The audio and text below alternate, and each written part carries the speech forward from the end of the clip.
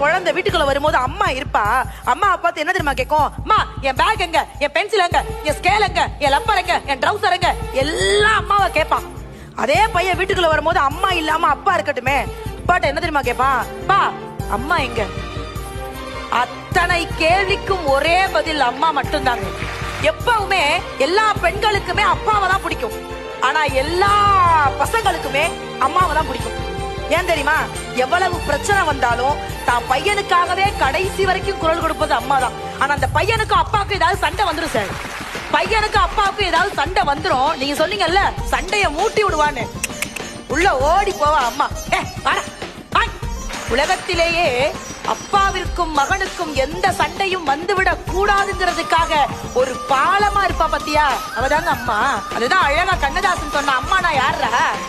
உள்ளே உயிர் வளர்த்து உதிரத்தால் பால் கொடுத்து அள்ளிடும் போதெல்லாம் அன்பையை சேர்த்தனைத்து தொல்லை நமக்கென்றும் சுகமெல்லாம் பிறர்க்கென்றும் சொல்லாமல் சொல்லிவிடும் தேவதையின் கோவில். பண்பு தெரியாத மிருகம் பிறந்தாலும் பால் தரும் கருணை அது. பிடித்த பிடிசோறு தனக்கென்று எண்ணாமல் கொடுக்கின்ற கோவில் அது. அது நேர்மை, அது தூய்மை, அது வாய்மை, அதன் பெயர் தாய்மை. அதை ஒப்புக்கொள்வதே நேர்மை. நான் கண்ணதாசன்.